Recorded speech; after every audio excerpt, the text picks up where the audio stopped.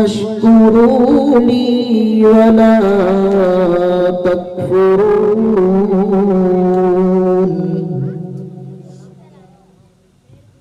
يا أيها الذين آمنوا استعينوا بالصبر والصلاة إن الله مع الصابرين. ولا تقولوا لمن يقتل في سبيل الله أموات بل أحياء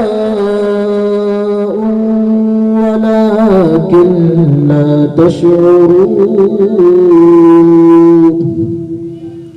ولنبلونكم بشيء من الخوف والجوع ونقص من الأموال والأنفس والثمرات وبشر الصابرين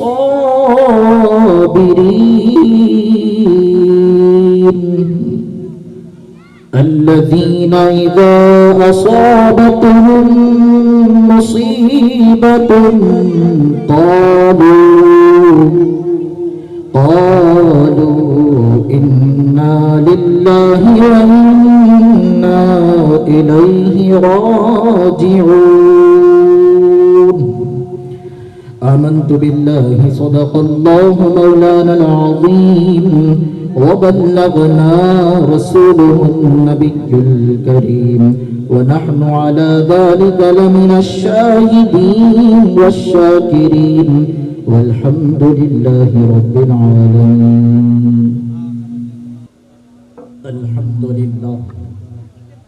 الحمد لله رب العالمين والصلاة والسلام على سيد الأنبياء والمرسلين وعلى آله الطيبين الطاهرين. كنت نبيا وآدم بين الماء والطين سيدنا ونبينا وحبيبنا وطبيبنا وطبيب قلوبنا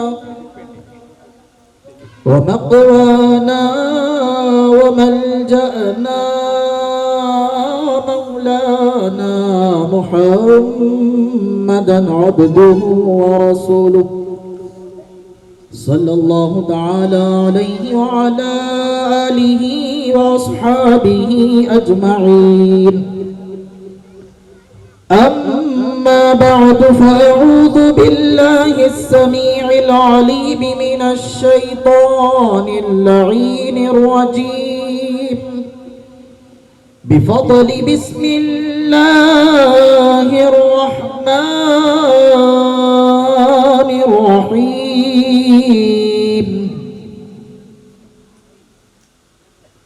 إنما يريد الله ليذهب عنكم الرجس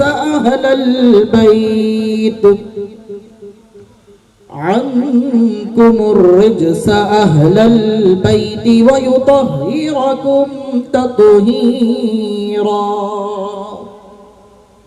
وقال النبي صلى الله تعالى عليه وسلم الحسين مني وأنا من الحسين.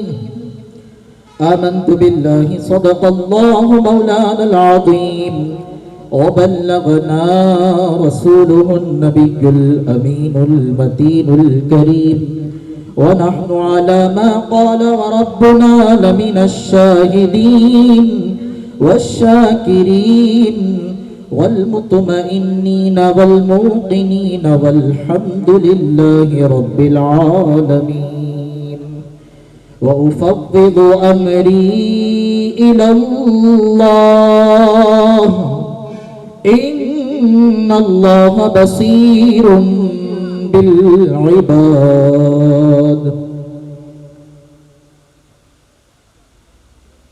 محترم بزرگوں اور شفیق دوستوں،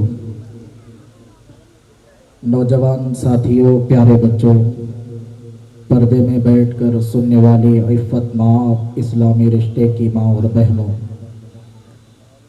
آئیے کچھ کہنے اور سننے سے پہلے ہم سب مل کر ساری کائنات کے رہبر، ہم سب کے آقا و مولا، مدنی دلہا، تاجدار عرب و عجم، ساقی حوض و کوثر، شافع روز محشر، باعث تخلیق آدم و بنی آدم، مالک رقاب امم، ہم بے کسوں کے کس، ہم بے سہاروں کے سہارا، حضور رحمت للعالمین، شفیع المذنبین، طٰہ و یاسین، اللہ کے حبیب، انبیاء کے خطیب، زخم خوردہ انسانیت کے طبیب، جناب احمد مجتبیٰ، روحی فدا، محمد مصطفیٰ صلی اللہ تعالی علیہ وسلم کی بارگاہ اقدس عالیہ میں درودوں کی ڈالی اور عقیدت کی تھالی میں سجا کر غلامی کا ثبوت دیتے ہوئے بلند آواز سے درود شریف پڑھنے کی سعادتیں حاصل کرے. پڑھیے باواز بلند، اللہم صلی علی سیدنا شفیعنا حبیبنا نبینا مولانا محمد وعلی آل سیدنا مولانا محمد افضل صلواتک وعدد معلوماتک وبارک وسلم. نبی اور آل نبی پر پھر ایک مرتبہ بلند آواز سے پڑھ لیجئے، اللہم صلی علی سیدنا مولانا محمد وعلی آل سیدنا مولانا محمد جد الحسن والحسین وآلہ وصحبہ وبارک وسلم. حصول برکت کے لیے ایک بار اور پڑھ لیجئے، اللہم صلی علی سیدنا مولانا محمد وعلی آل سیدنا مولانا محمد النبی الأمی وعلی آل محمد الذي قرنت البركة بذاته محياه وتعطرت العوالم بذي وذكره ورياه. دشت بلا کو عرش کا زینہ بنا دیا، دشت بلا کو عرش کا زینہ بنا دیا، جنگل کو مصطفیٰ کا مدینہ بنا دیا. دشت بلا کو عرش کا زینہ بنا دیا، جنگل کو مصطفیٰ کا مدینہ بنا دیا، ہر ذرہ نجف کو نگینہ بنا دیا، ہر ذرہ نجف کو نگینہ بنا دیا. تو نے حسین مرنے کو جینا بنا دیا، تو نے حسین مرنے کو جینا بنا دیا. قتل حسین اصل میں مرگ یزید ہے، قتل حسین اصل میں مرگ یزید ہے. اسلام زندہ ہوتا ہے ہر کربلا کے بعد، اور ایک پل تھی حکومت یزید کی، ایک پل تھی حکومت یزید کی، اب صدیاں حسین کی زمانہ حسین کا. ایک پل تھی حکومت یزید کی، اب صدیاں حسین کی زمانہ حسین کا. دین زندہ ہے، رسول زندہ ہے، کربلا کے یہ پھول زندہ ہے. دین زندہ ہے، رسول زندہ ہے، کربلا کے یہ پھول زندہ ہے. دین احمد پر سر کٹانے کو آج بھی آل رسول زندہ ہے. دین احمد پر سر کٹانے کو آج بھی آل رسول زندہ ہے. صلی اللہ علی النبی الأمی وآلہ صلی اللہ تعالی علیہ وسلم. صلاۃ و سلام علیک یا رسول اللہ وسلم علیک یا حبیب اللہ صلی اللہ تعالی علیہ وسلم. میں سب سے پہلے مبارکباد پیش کرتا ہوں غالب شہید درگاہ کمیٹی اور نوجوانان محلہ کو کہ جن کے زیر نگرانی یہ جلسہ انعقاد میں لایا گیا، یاد شہدائے کربلا، یعنی کربلا کے شہداء کی یاد منانے کے لیے یہ جلسہ منعقد کیا گیا ہے،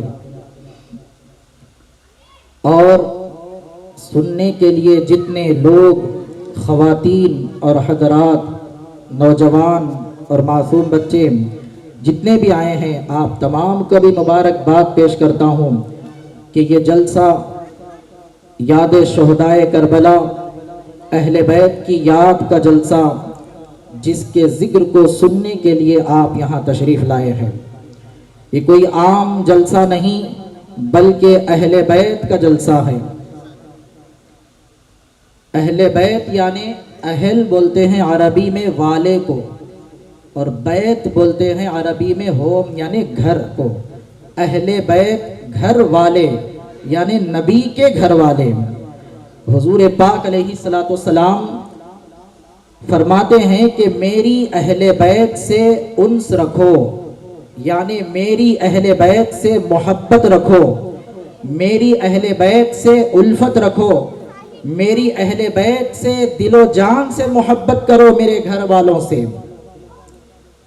اور اللہ تبارک و تعالی قرآن مجید میں فرماتا ہے کہ اے حبیب صلی اللہ علیہ وسلم، آپ فرما دیجئے کہ اللہ تبارک و تعالی نے نبی مکرم صلی اللہ علیہ وسلم کو جو دین متین دے کر بھیجا ہے، وہ دین متین جو حضور پاک علیہ السلام نے ہم تک جو پہنچایا ہے، اس کا بدلہ، اس کا عوض، اس کا معاوضہ میں کچھ طلب نہیں کرتا۔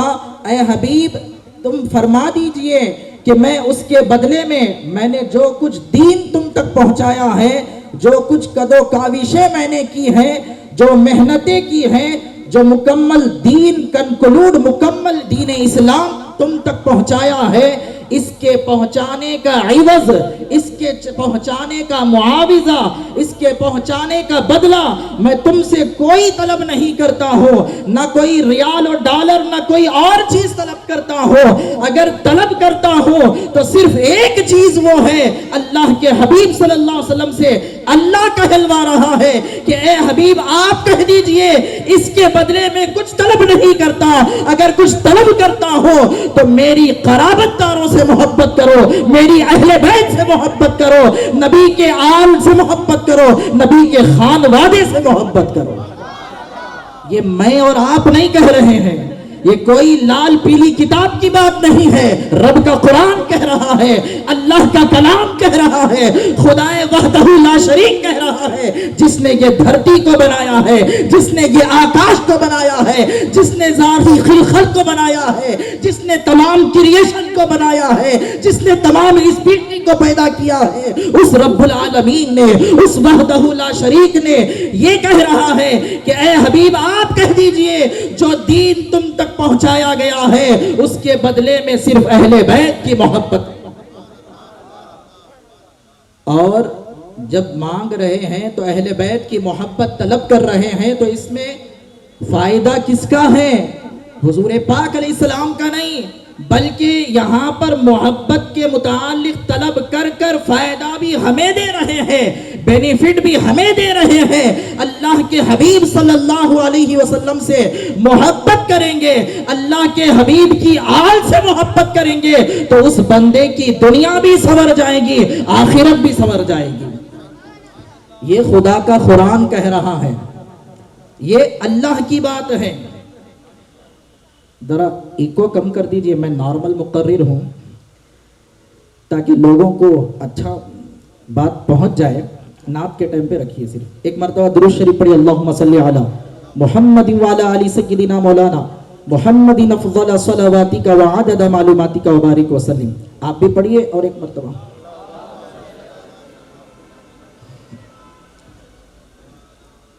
اب میں نے جو بتلائی تھی وہ بات اللہ نے کہی، اب آپ مصطفیٰ کی بات کیا ہے آپ کو بتلا رہا ہوں۔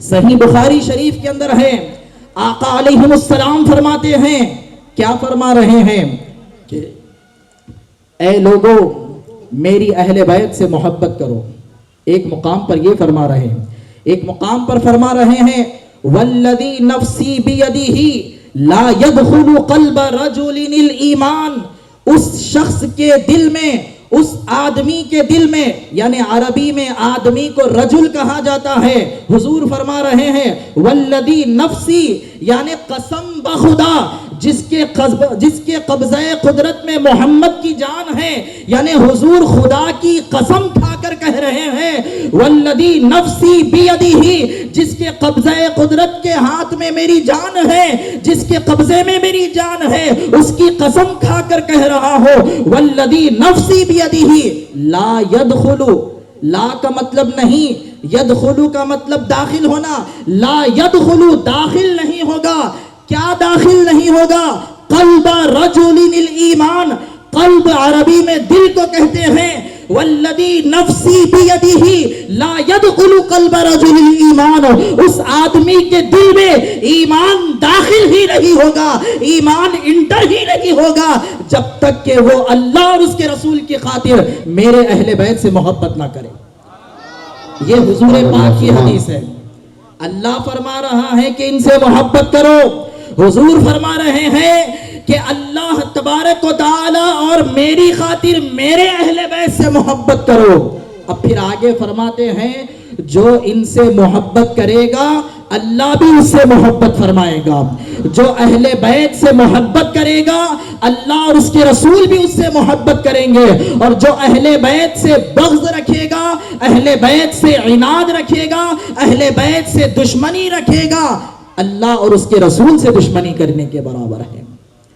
معزز سامعین کرام، اہل بیت کا وہ مقام ہے قرآن مجید میں اور احادیث مصطفیٰ میں، اگر میں دلائل اور احادیث بیان کرنے لگوں تو اتنا وقت درکار نہیں، میں تو صرف مقررین کرام جو خصوصی مقررین ہیں ان کے آنے تک آپ کے درمیان میں حائل ہوا ہوں، چند باتیں آپ کے گوش و گزار کرتا ہوں، سنتے چلیں، اور ایک مرتبہ درود شریف پڑھے، اللہم صلی علی محمد وعلی آلہ واصحابہ افضل صلواتک وعدد معلوماتک وبارک وسلم۔ حضور پاک علیہ السلام نے اپنے دور ہی میں 60 ہجری میں کیا کیا ہونے واقعات ہیں، کون سے ہونے والے واقعات ہیں، ان واقعات کی پیشن گوئی آقا علیہ السلام نے پہلے ہی دے دی تھی۔ چنانچہ صحیح بخاری شریف کے اندر 60,640 پر 9ویں حدیث پاک کے اندر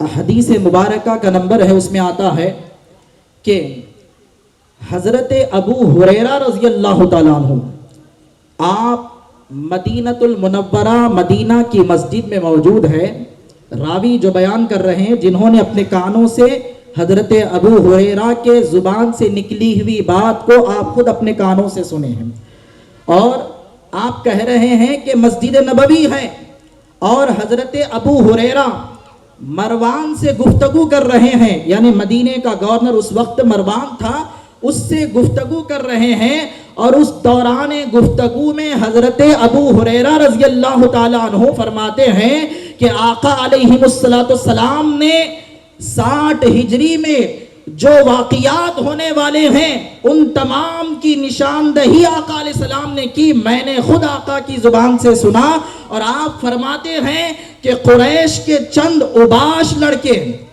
چند جوان لڑکے، جو اوباش لڑکے ہیں، جو بے حیا لڑکے ہیں، ان لڑکوں کی وجہ سے میری امت ہلاک ہو جائے گی۔ یہ حدیث پاک ہے صحیح بخاری شریف کی۔ اسی صحیح بخاری شریف کے اندر یہی حدیث پاک ایک اور مقام پر بھی ہے، تو پہلے کے باب الفتن کے اندر بھی یہ حدیث پاک موجود ہے، باضابطہ حضرت اسماعیل حقی بخاری رحمت اللہ علیہ نے اس حدیث پاک کی نقل بھی فرمائی، اور اس حدیث پاک کا باب بھی آپ نے بنایا، اور اس حدیث پاک کو اور ایک انداز میں آپ نے اس کو بھی بیان فرمایا۔ صرف آپ نہیں، حضرت امام مسلم نے بھی اپنی کتاب کے اندر اس حدیث پاک کو بیان فرمایا، جو حضرت ابو ہریرہ رضی اللہ تعالیٰ عنہ سے جنہوں نے سماعت کی۔ حضرت ابو ہریرہ فرماتے ہیں کہ یہی قریش کے چند لوگ، چند جوان اوباش لڑکے، حدیث پاک کے الفاظ جس کو ہندوستان اور پنجاب کے اندر اوباش لڑکوں کو لونڈے کہا جاتا ہے، جس لینگویج میں جس کو اوباش لڑکے کہا جاتا ہے، تو ان کی وجہ سے میری امت ہلاک ہو جائے گی، میری امت ہلاکت کی طرف آ جائے گی۔ جب یہ لوگ حکومت پر بیٹھیں گے، جب یہ لوگ اقتدار پر بیٹھیں گے، جب یہ لوگ سلطنت اپنے ہاتھ میں لیں گے، جب یہ لوگ پاور اپنے ہاتھ میں لیں گے، جب ان کے ہاتھ میں طاقت آ جائے گی تو مملکت اسلامیہ کو یہ برباد کر دیں گے۔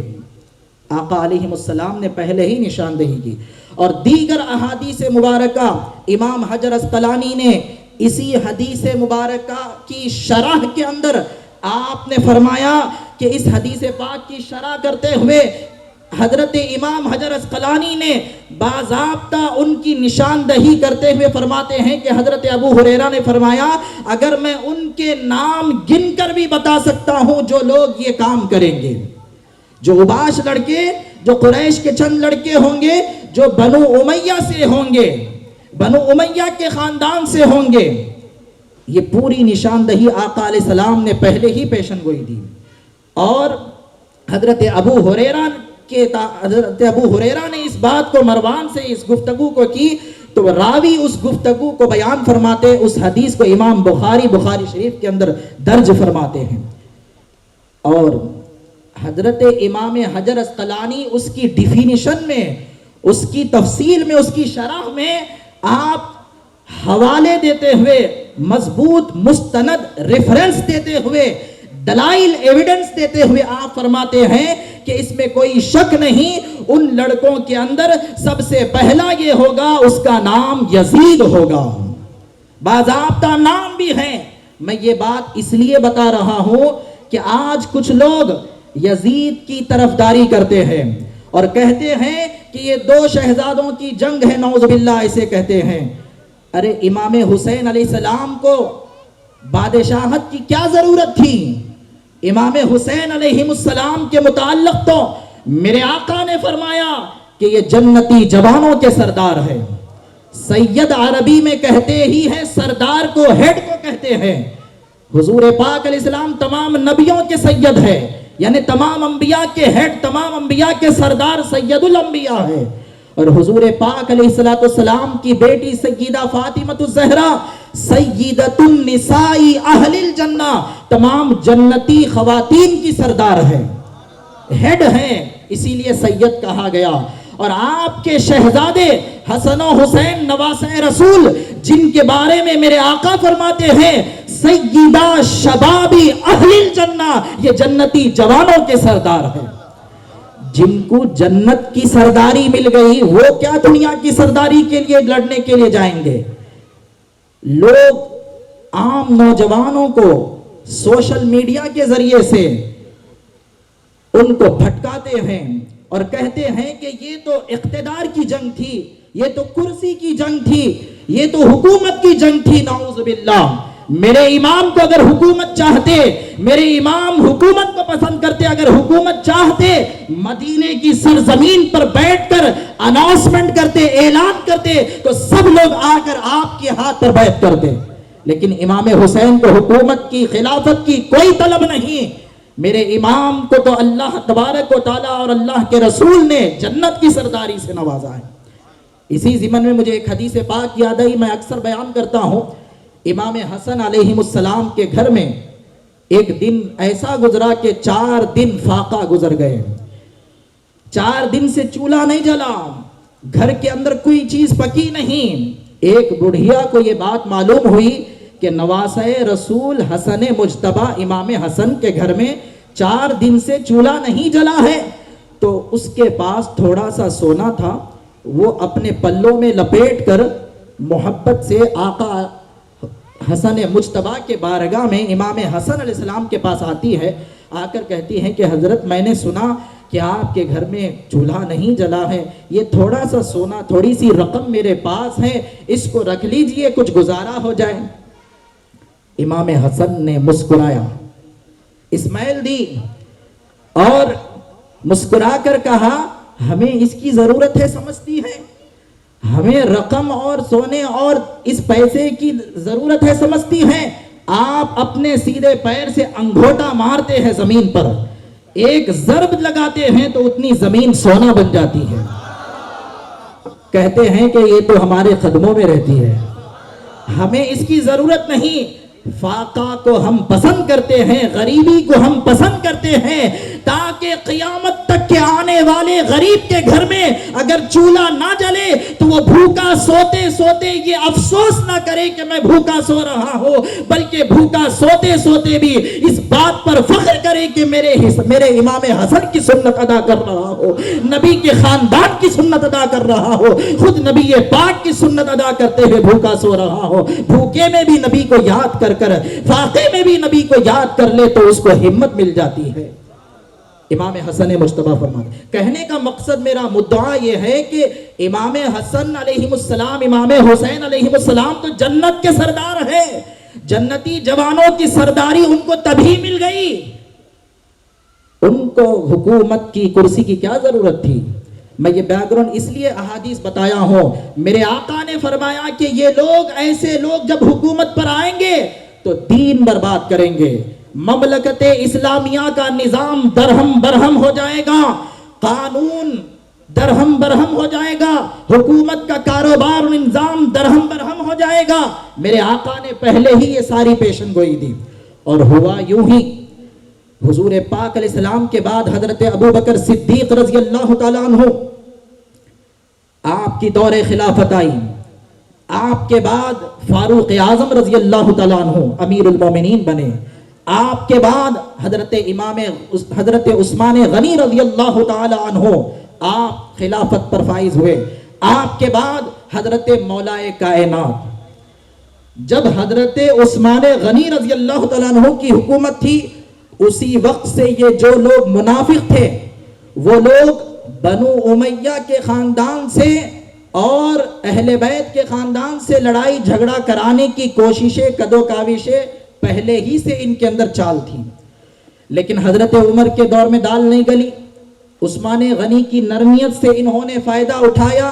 آپ کی انگوٹی مہر کی، اسٹامپ کی، جو مدرا جو بولتے ہیں انگوٹی اسٹامپ کی ہوتی ہیں، اس کو چرا کر مصر کے اندر بھیج کر وہاں کے گورنر کو تبدیل کر کر اس کے خلاف اور اسلام کے خلاف باتیں بتلا کر، خطیں لکھ کر عثمان غنی کے خلاف لوگوں کو کھڑا کر دیا. یہاں تک کہ بغاوت کرنے لگے لوگ. بغاوت میں بلوائیوں نے اور باغیوں نے آپ کو یہاں تک کہ 40 دن تک آپ کو گھر میں بند کر دیا گیا. اس کے بعد کھانا پانی آپ کے گھر میں پہنچنے نہیں دیا گیا. 40 دن آپ فاقہ رہے. گھر کے پیچھے دیوار سے گھر کے پیچھے کی دیوار سے آ کر وہ لوگ بلوائیوں نے آپ کو شہید کر دیا. آپ کا ہاتھ کاٹ دیا، آپ کے ناک کا بھانسا توڑ دیا اور آپ کو شہید کر دیا گیا. اس کے بعد حضرت مولا کائنات کی خلافت آئی. حضرت مولا کائنات علی شیر خدا رضی اللہ تعالیٰ عنہ، آپ کے دور میں بھی حضرت امیر معاویہ رضی اللہ تعالیٰ عنہ حضور کے زمانے ہی سے، یہ ایک صحابی رسول ہے، سرکار کے عاشق ہے. حضرت امیر معاویہ ان کا نام ہے. یہ صحابی رسول ایک جگہ کے گورنر تھے، امیر تھے. حضور کے زمانے ہی سے آپ کو وراثت میں، یعنی آپ کو حکمرانی، آپ کو لیڈرشپ دی گئی تھی. آپ ایک مقام کے لیڈرشپ تھے، لیڈری آپ کے ہاتھ میں تھی. بہر کہف مولا علی کے دور میں بہت سی کوششیں کیے منافقوں نے کہ حضرت امیر معاویہ اور حضرت علی کے دونوں کے خلاف پبلک کو بول کر آپس میں جھگڑا کرانے کی. اس وقت حضرت علی کرم اللہ وجہ الکریم اور امیر معاویہ کے درمیان ایک جنگ بھی ہوئی، لیکن اس کے اندر حضرت علی رضی اللہ تعالی عنہ حق پر تھے اور امیر معاویہ رضی اللہ تعالی عنہ اجتہادی خطا پر تھے.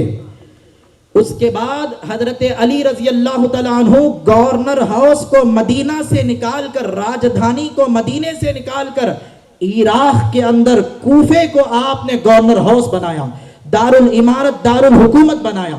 کیوں؟ آپ کے چاہنے والے وہاں پر زیادہ تھے. آپ یہاں سے گورنر ہاؤس کو نکال کر وہاں تبدیل کر دیا.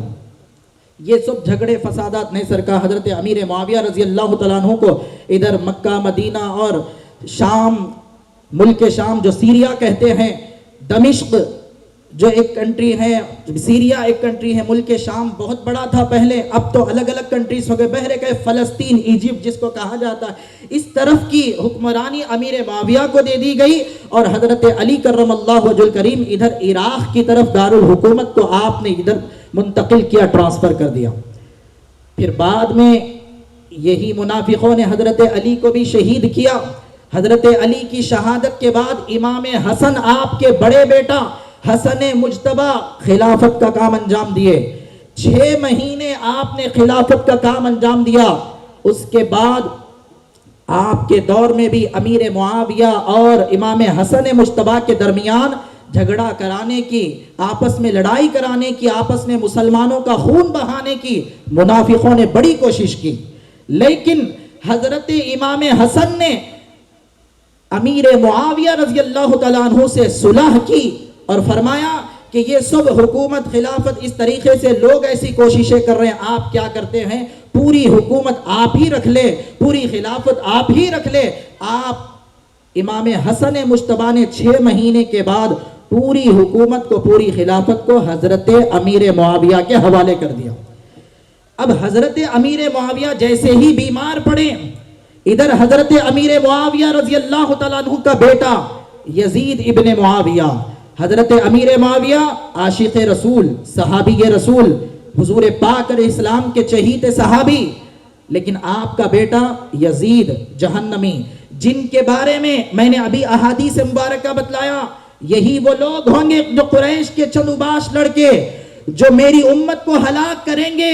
اور حضرت امام حجر اسقلانی نے ڈیٹیل کے ساتھ مستند روایتوں کے ساتھ یزید کا نام بھی لے کر بتلایا احادیث کے ان شرح میں، تو وہی یزید تھا۔ یہ جب جیسے ہی امیر معاویہ خلافت پر بیٹھے، حضرت امیر معاویہ بیمار پڑے، تو یزید ابن معاویہ آپ کا بیٹا خلافت کے حکمرانی کو اپنے ہاتھ میں لینے کی تیاریاں شروع کر دیا۔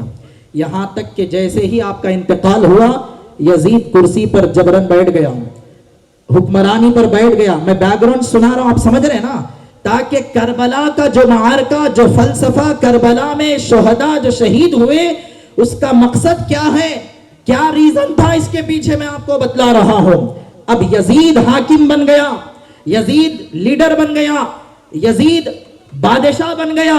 جیسے ہی یزید بادشاہ بن گیا تو اس نے جو بڑے بڑے ضعیف العمر صحابہ کرام جتنی بھی مملکت اسلامیہ کے اندر گورنر تھے، حکومتی نظام سنبھالتے تھے، ان تمام کو معطل کر دیا گیا، معزول کر دیا گیا، نکال دیا گیا، اور ان تمام کو ہٹا کر اپنے جوانوں کو، جو شراب نوش تھے، جو عیاش اور بے حیا تھے، ایسے لوگوں کو وہ گورنر بنانا شروع کر دیا۔ اور پھر بیٹھتے ہی کرسی پر اس نے اعلان کر دیا کہ حسین ابن علی کو، عبداللہ بن زبیر کو اور بڑے بڑے کبار صحابہ کرام کو اس کی حکمرانی کو ایکسپٹ کرنے کے لیے، اس کی بیعت کرنے کے لیے، اس کو حاکم ماننے کے لیے خط لکھ کر مدینے کے گورنر کو بھیجا۔ یزید جب حاکم بن گیا تو مدینے کے گورنر کو حکم بھیجا کہ حسین ابن علی نواسہ رسول سے کہو کہ وہ میری بیعت کرے، کیونکہ یزید کی آئیڈیالوجی کچھ الگ تھی، حسین کی آئیڈیالوجی کچھ الگ تھی، حسین کی سوچ الگ تھی، یزید کی سوچ الگ تھی۔ یزید کی آئیڈیالوجی، یزید کی سوچ یہ تھی کہ طاقت ہی حق ہے۔ یزید کا فلسفہ، یزید کی سوچ، اور آج تک جو ایگزسٹ کرتی ہے جو چیزیں اس کے اندر، جو طاقت ہی حق ہے، پاور ہی سب کچھ ہے، اسی کی تائید کرنا چاہیے، اسی کی تائید کرتے ہوئے زندہ رہنا چاہیے، یہ جو سمجھتے ہیں یہ یزید کی سوچ ہے۔ اور امام حسین کی سوچ، امام حسین کی آئیڈیالوجی کیا ہے؟ امام حسین کی آئیڈیالوجی اس کے خلاف ہے۔ امام حسین کی سوچ یہ ہے کہ طاقت ہی حق نہیں بلکہ حق ہی طاقت ہے۔ امام حسین کی سوچ انصاف ہی طاقت ہے۔ امام حسین کی سوچ طاقت ہی حق نہیں بلکہ حق ہی طاقت ہے۔ یزید کی سوچ یہ ہے کہ طاقت ہے تو حق کو بدل دیا جائے، جو کچھ چاہے جنگل راج کر دیا جائے۔ یزید کی سوچ یہ ہے، لیکن حسین کی سوچ یہ ہے کہ حق ہی طاقت ہے۔ اور حق ہی طاقت ہے. ورڈ ایک ہی ہے, سمجھنے میں آگے پیچھے میں جو الفاظ, جو سینٹنس کے جو الفاظ پر بدل رہے ہیں اس پر غور کرنی چاہیے. یزید کی سوچ طاقت ہی حق ہے, حسین کی سوچ حق ہی طاقت ہے. اور حق پر چلتے ہوئے طاقت کچل دے, طاقت اس کو ختم کرنے کی, کچل دینے کی کوششیں کرے اور کچل دے, تب بھی حق زندہ ہے, تب بھی حق تابندہ ہے, تب بھی حق کا نام و نشان باقی رہے گا. کیوں؟ حق ہی ہوتا ہے ہمیشہ. امام حسین علیہ السلام کو اس نے لیٹر بھیجا کہ آپ میری بیعت کرو, مجھے ایکسپٹ کرو, مجھے ووٹ ڈالو, میں حاکم ہوں, مجھے تسلیم کرو, ایکسپٹ کرو کہا. اب امام حسین علیہ السلام یزید کو کیسے ایکسپٹ کرتے؟ کیونکہ اسلام میں حاکم بننے کے لیے, بادشاہ اور لیڈر بننے کے لیے, امیر المومنین بننے کے لیے, مومنوں کا, مسلمانوں کا امیر اور بادشاہ لیڈر بننے کے لیے کچھ اصول اور ضوابط اور قانون ہیں. وہ قانون کیا ہے؟ وہ تقوی اور پرہیزگار ہو, حق اور باطل کے اندر فرق اور امتیاز کرتا ہو, صحیح اور غلط کے اندر سچے فیصلے کرتا ہو, غلط کو غلط کہتا ہو, صحیح کو صحیح کرتا ہو, عوام کے ساتھ, پبلک کے ساتھ, رعایا کے ساتھ اچھا سلوک کرتا ہو. ایسا شخص دین پر قائم ہو, دین پر چلتا ہو اور لوگوں کو دین کی تبلیغ اور ترویج اور اشاعت کرتا ہو, تو ایسے شخص کو ایکسپٹڈ پرسن کہا جاتا ہے, یعنی لائق پرسن کہا جاتا ہے, لائق آدمی کہا جاتا ہے. اور جو متقی نہیں ہو, پرہیزگار نہیں ہو, اللہ سے ڈرتا نہیں ہو, حق اور باطل میں امتیاز نہ کرتا ہو, صحیح کو غلط کر دیتا ہو, غلط کو صحیح کر دیتا ہو, قرآن کے احکام کے خلاف کرتا ہو, قرآن کے اصول کے خلاف کرتا ہو, حرام کو حلال کر دیتا ہو, حلال کو حرام کر دیتا ہو, جائز کو ناجائز کر دیتا ہو, ناجائز کو جائز کر دیتا ہو, ایسے شخص کو شریعت, اسلامک لا جو ہے, ایسے شخص کو ایکسپٹ نہیں کرتی ہے, اس کو قبول نہیں کرتی ہے, یہ نالائق پرسن ہے. تو یزید جو شخص تھا, اگر ایسا شخص بھی ہو, شریعت کے اندر, اسلامک لا کے اندر اور ایک آپشن بھی ہے, اگر کوئی شخص گنہگار ہے لیکن اس کا پرسنل گناہ ہے اور اس کے گناہوں کی وجہ سے رعایا پر کوئی اثر نہیں پڑتا ہو, اس کے پرسنل گناہوں کی وجہ سے پبلک پر اثر نہیں پڑتا ہو, پبلک کا اگر کچھ معاملہ آ جائے تو پبلک کے معاملے میں انصاف اور نائم اور صحیح طریقے سے انصاف کرتا ہو, تو ایسے شخص کو فاسق و فاجر کہا جاتا ہے, لیکن حاکم کے لیے ایکسپٹ کہا گیا شریعت میں. لیکن جس کے فسق اور فجور کی وجہ سے, جس کے گناہوں کی وجہ سے, جس کے کرتوت کی وجہ سے, جس کے کیریکٹر کی وجہ سے, جس کے طور طریقوں کی وجہ سے دین کا نظام برباد ہوتا ہو, شریعت کا نظام برباد ہوتا ہو, اسلامک لا کا نظام برباد ہوتا ہو, حکومت کا نظام اور کاروبار بدنام ہوتا ہو, ایسا شخص کو شریعت کہتی ہے کہ اس کو حاکم نہ مانا جائے. اب امام حسین کو کہا جا رہا ہے کہ مجھے حاکم مانو, اور امام حسین یزید کی بیعت کیسے کر سکتے ہیں؟ یزید تو شرابی تھا, یزید تو زانی تھا, یزید تو قتل و غارت گری کرنے والا تھا. مستند روایتوں سے موجود ہے, جو لوگ یزید کو امیر المومنین اور یزید کے سپورٹ میں آتے ہیں, آج بھی ایسے لوگ ہیں, کہتے ہیں کہ یزید کی کوئی ذمہ داری نہیں ہے اس کے اندر, یزید کا کوئی کارنامہ نہیں ہے, کچھ لوگوں نے جا کر شہید کر دیا. غلط بات ہے. تاریخ اٹھا کر دیکھیں, بڑی بڑی تاریخ کی کتابیں, ہسٹری کی کتابیں اٹھا کر دیکھیں, جس کے اندر ریفرنس کے ساتھ موجود ہے. یزید نے خود بھیجا خط لکھ کر, امام حسین کو قتل کر دو, اگر امام حسین میری بیعت کو نہیں مانتے, اگر امام حسین میری حاکمیت کو تسلیم نہیں کرتے تو اس کو ختم کر دو, قتل کر دو. یہ حکم اس نے خود بھیجا. امام حسین علیہ السلام کیسے ایسے شخص کو حاکم مانتے؟ آپ ہرگز تسلیم نہیں کیے, ہرگز ایکسپٹ نہیں کیے, ہرگز آپ نے قبول نہیں کیا. میں یزید کو حاکم نہیں مانتا, میں یزید کو بادشاہ اور لیڈر تسلیم نہیں کرتا. کیوں؟ اس لیے کہ میرے نانا جان کا دین برباد کر رہا ہے. کیوں؟ وجہ کیا ہے, ریزن کیا ہے؟ میرے امام حسین فرماتے, پلیز کانسنٹریٹ کریں, آپ غور کریں. امام حسین وجہ بتلاتے ہیں, وجہ یہ ہے کہ یزید کی بیعت میں کیوں نہیں کروں گا. کیوں؟ یزید حاکم بننے کے لائق نہیں, کیونکہ میرے نانا جان محمد رسول اللہ صلی اللہ علیہ وسلم نے اپنے پیٹ پر پتھر باندھ کر طائف میں لہو لہان ہو کر چلتے تھے تو کچرا پھینکا جاتا تھا, اوجھڑی آپ پر ڈالی جاتی تھی, آپ کے پیروں کے نیچے کانٹے بچھائے جاتے تھے, لیکن میرے آقا حضور پاک علیہ السلام ان ساری تکلیفوں کو برداشت کرتے ہوئے, ان ساری اذیتوں کو برداشت کرتے ہوئے میرے آقا نے دین کو, اسلام کو مکمل کیا, کنکلوڈ کیا, کمپلیٹڈ کیا. کیونکہ آدم علیہ السلام سے لے کر عیسیٰ روح اللہ تک جتنے پروفٹس آئے, جتنے پروکت آئے, جتنے انبیاء اور رسول آئے, وہ تمام کے تمام اسلام کو لے کر آئے, لیکن میرے آقا اسلام کو مکمل کیے, کنکلوڈ کیے, کمپلیٹ کیے.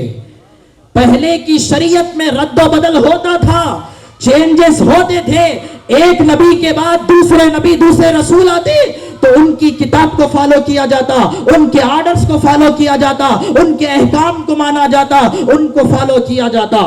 لیکن اب محمد عربی صلی اللہ علیہ وسلم آخری نبی ہے, خاتم النبیین ہے, اور آخری نبی ہے, ان کے بعد کوئی نبی آنے والا نہیں. ایک مرتبہ درود شریف پڑھ لیجیے, اللہم صلی علی, درود شریف پڑھیے, اللہم صلی علی محمد وعلی آل سیدنا مولانا محمد وبارک وسلم. یاد ہے میں کیا بول رہا تھا؟ بھول گئے؟ مرچی پڑھ رہا, یاد ہے؟ ہاں بولو. ایک مرتبہ درود شریف پڑھ, اللہم صلی علی محمد وعلی آل سیدنا مولانا محمد وبارک وسلم. صلاۃ و سلام علیک یا رسول اللہ وسلم علیک یا حبیب اللہ صلی اللہ تعالی علیہ وسلم.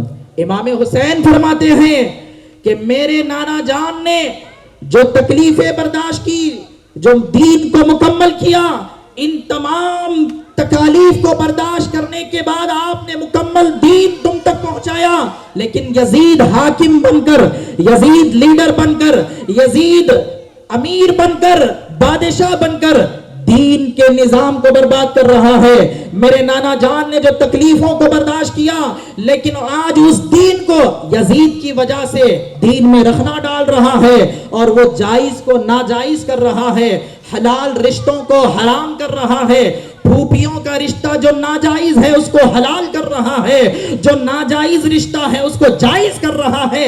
ایسے شخص کے ہاتھ پر میں ہرگز بیعت نہیں کروں گا, ایسے پرسن کو میں ہرگز ایکسپٹ نہیں کروں گا. یہ امام حسین علیہ السلام نے فرمایا. جب امام حسین پر پریشر کیا جا رہا تھا, زور دیا جا رہا ہے, امام حسین مدینہ کو الوداع کہہ کر مکہ مکرمہ تشریف لائے. وہاں پر کوفے کے لوگوں کو معلوم ہوا کہ امام حسین نے یزید کو حاکم نہیں مانا, یزید کو تسلیم نہیں کیا, تو کوفے کے لوگوں کے جوش ابھر کر آئے, خط لکھنا شروع کیے, ٹیلی گرام لکھنا شروع کیا کہ اے امام حسین آپ کوفے کو آئے, ہم آپ کو حاکم مانیں گے, ہم آپ کے ہاتھ پر بیعت کریں گے, کیونکہ یزید دین کو برباد کر رہا ہے, ہم آپ کو حاکم مانیں گے, یزید کو ایکسپٹ نہیں کریں گے. کون لوگ بول رہے ہیں؟ کوفے والے, عراق والے. جب ان کو معلوم ہوا کہ امام حسین نے یزید کو ایکسپٹ نہیں کیا, تو کوفے والوں نے, عراق والوں نے امام حسین کو خط لکھا. ایک نہیں, دو نہیں, ہزاروں ٹیلی گرامز آئے, ہزاروں خطوط آئے, بستوں کے بستے خطوط سے بھرے ہوئے تھے. امام حسین علیہ السلام نے جب مکہ مکرمہ سے نکلنا چاہا تو کبار اجلہ اور صحابہ کرام نے آپ کو کہا کہ یا امام حسین آپ مت جائیں, کوفے والے بڑے بے وفا ہوتے ہیں, بڑے وعدہ خلافی کرنے والے ہیں. یہی کے وہ لوگ تھے جو آپ کے بھائی کو شہید کیا, یہی کے وہ لوگ ہیں جو آپ کے بابا کو شہید کیا, یہی کے وہ لوگ ہیں جو رخنا ڈالتے ہیں, پہلے وعدے کرتے ہیں اور وعدے سے مکر جاتے ہیں, پھر جاتے ہیں. ان کی باتوں پر آپ اعتبار مت کیجئے, آپ مت جائیں. امام حسین علیہ السلام کو خطوط میں لکھا گیا کہ امام حسین آپ نہیں آئیں گے تو مجبوراً ہم یزید کو ایکسپٹ کرنا پڑے گا, اور کل آپ کے نانا جان قیامت کے دن پوچھیں گے تو ہم کہہ دیں گے کہ ہم تو آپ کے نواسے کو بلائیں, لیکن انہوں نے نہیں آیا، ہم مجبوراً یزید کو حاکم ماننا پڑا۔ اب امام حسین کو اتمام حجت قائم ہو گئی۔ امام حسین نے کہا کہ اب میں ضرور جاؤں گا، کیونکہ ہزاروں کے خطوط آئے، پھر بھی کنفرمیشن کرنے کے لیے مکمل جو یہ لوگ انفارمیشن بھیجے ہیں یہ صحیح ہے یا غلط ہے، اس کو جاننے کے لیے امام حسین نے اتمام حجت کے لیے آپ نے اپنے چچا زاد بھائی، اپنے باپ کے بھائی حضرت مسلم بن عقیل، عقیل کے بیٹا حضرت امام مسلم کو بھیجتے ہیں۔ آپ کوفے کو جاتے ہیں، امام حسین کے اسسٹنٹ بن کر، جانشین بن کر آپ کوفے کو جب گئے تو ہزاروں کی تعداد میں لوگ آ کر آپ کا ویلکم کیے، استقبال کیے، امام حسین کے تعلق سے بیعت کیے۔ جب یہاں کا حال امام حسین علیہ السلام کے بھائی مسلم بن عقیل نے دیکھا تو خط لکھ کر امام حسین کو بھیجا کہ امام حسین آپ آئے، یہاں کے حالات ٹھیک ہے، یہاں کے لوگ واقعی آپ کی بیعت کرنے کے لیے تیار ہیں، اور بہت سے ہزاروں کی تعداد میں لوگوں نے بیعت بھی کیا ہے۔ اب امام حسین کو یہ خط پہنچا، ادھر یزید کو بھی معلوم ہوا کہ امام حسین کی بیعت لی جا رہی ہے کوفے میں۔ فوراً اس نے بصرہ کے گورنر کو، ابن زیاد کو حکم دے کر بھیجا، سخت مزاج والا شخص تھا، وہ آتا ہے اور آ کر کوفے کے گورنر کو معزول کر کر حضرت امام مسلم کو بھی شہید کر دیا جاتا ہے، آپ کے بچوں کو بھی شہید کر دیا جاتا ہے۔ اور امام حسین علیہ السلام کے تو لوگ جو منتظر تھے، جو امام حسین کے تعلق سے کوفے والوں نے مسلم بن عقیل کے ہاتھ پر بیعت کی تھی، وہی لوگ امام مسلم کا ساتھ دینا چھوڑ دیے، آپ کو تنہا اکیلا کر دیے، اور امام مسلم کو شہید کر دیا گیا، ان کے بچوں کو بھی شہید کر دیا گیا۔ اب یہ خبر امام حسین کو معلوم نہیں تھی، ابھی وہاں پر یہ بات نہیں پہنچ چکی تھی کہ یہاں کے حالات چینج ہو گئے، بدل گئے، لوگ وعدے سے خلاف ہو گئے۔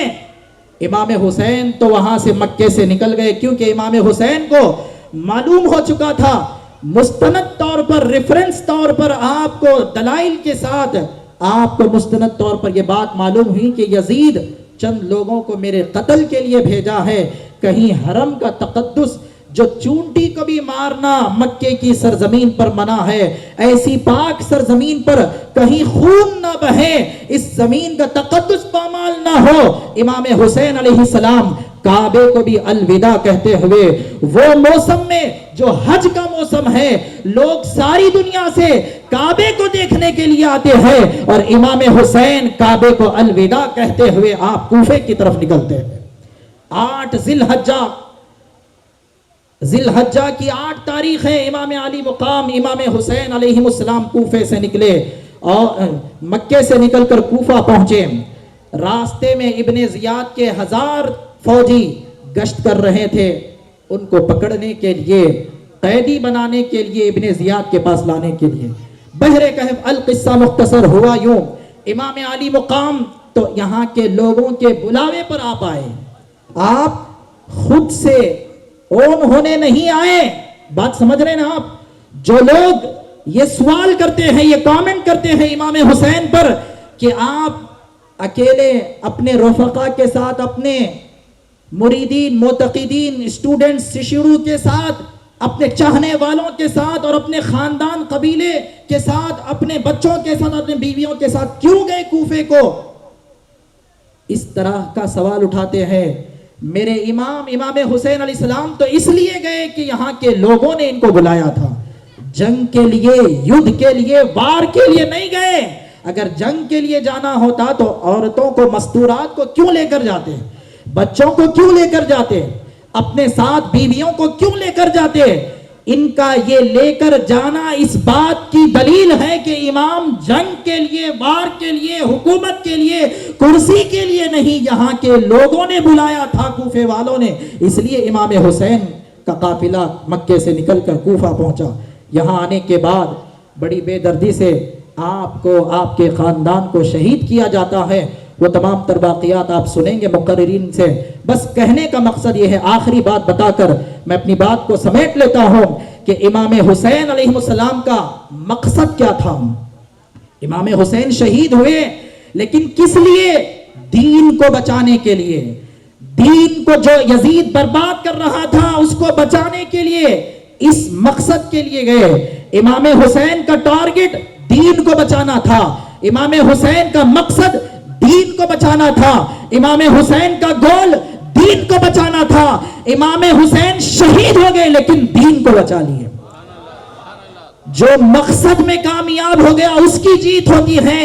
شہید ہو جانے سے ہار نہیں ہو جاتی. میرے امام یزید کے ہاتھ میں ہاتھ نہیں دیے بلکہ اپنا سر دے کر دین کو بچا لیا اور دین کو زندہ تابندہ کر دیا اور رہتی دنیا تک یہ بات قائم کر دی کہ طاقت حق نہیں بلکہ حق ہی طاقت ہے. وآخر دعوانا ان الحمد للہ رب